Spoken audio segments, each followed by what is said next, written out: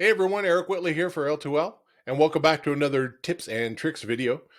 Today I want to talk about our new QR code feature.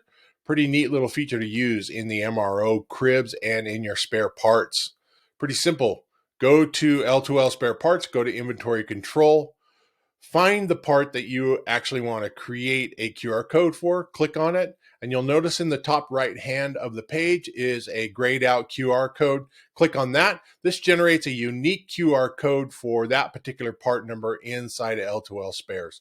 Put that on your cabinets, on your bins, on your shelves.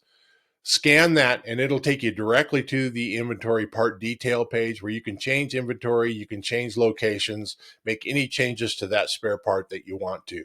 So pretty neat little feature. Go check it out.